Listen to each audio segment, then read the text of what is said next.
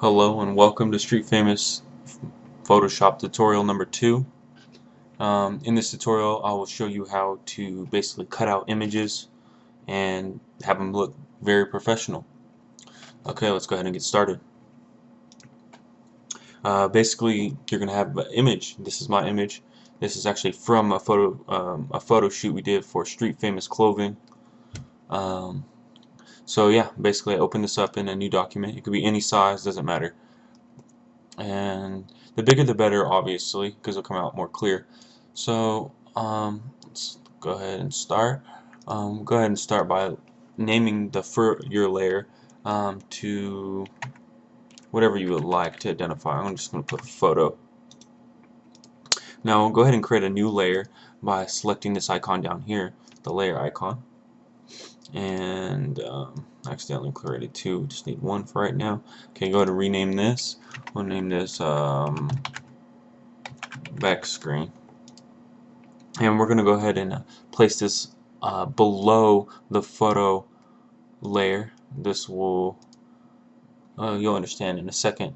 Go ahead and click onto your color panel, and we will select the lime green. You can use any color that stands out to you. Lime green, red, light blue, something like that. Something that stands out so you can see.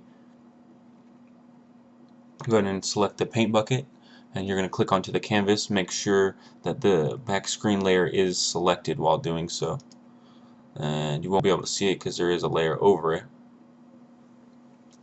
Okay, and so go ahead and select the photo layer again, and we're going to go duplicate this layer just in case anything goes wrong, or so I'm going to go ahead and duplicate this layer, and we're going to turn it off by clicking this eye and clicking back onto this. As you see, it's photocopy and photo.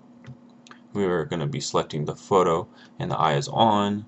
So you can see it. If we turn this off, we can see the backdrop layer. Okay, let's turn that back on.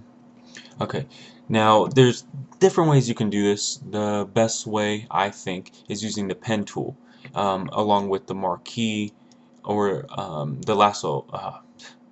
Actually, no, not the lasso. Magnet lasso is actually pretty good, depending on what you want to use. Let's go with the pen tool right now. You can see my settings up here when I click the pen tool. Basically, I have this one selected. It's the pass one, and we're going to want to zoom in so we can see what we're actually cutting out.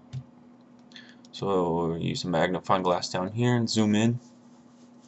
Now I'm just going to show you little sections of how to do it, and I will show you the end result.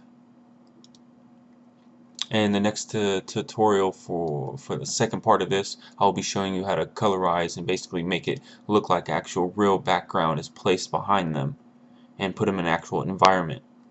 So I actually want to zoom in a little bit more, as this is actually a big photo. Okay, so I'm selecting the pen tool, I'm zoomed in, and I do have this selected. It's the paths tool, or this is the pen tool selected with paths setting. So basically you just kind of want to go around the edge of this. Now don't worry if you kind of cut something off a little bit, not too much, because it is very noticeable in the end result, but just take your time. This is something that does take patience. It does take practice to learn the patience. If you try to rush it, it will not come out as you want, and you got to learn that. Now the reason why we're using this and we're not using any other tools, this is just to show you if you are using a green screen like in this photo, there is actually a quicker way, but that will be in a different tutorial. I just wanted to use a sample image just to give you an idea. So basically we're going on the edge of what the person is wearing or the object that you're cutting out. Now, like I said, you can cut off a little bit, as you can see, some right here, some a little bit down here. There is actually some left of the green background that you see. It's fine. You do touch-ups later. You just kind of gotta work with it. So basically we're going to go all the way down and we're going to select, we'll click down here and we're going to make a selection. So to make a selection you need to make a full round circle or connection with each side so it's a solid. Then you're going to right click and you're going to click make selection, and basically feather radius is it blending. We don't need to blend it at all, so just keep it at 0, press OK and press the backspace, and then you got your layer under it, which is the backdrop layer. And that's it for now. Let's go ahead and look at the end result. You get the idea. So we got that, and that is the end result.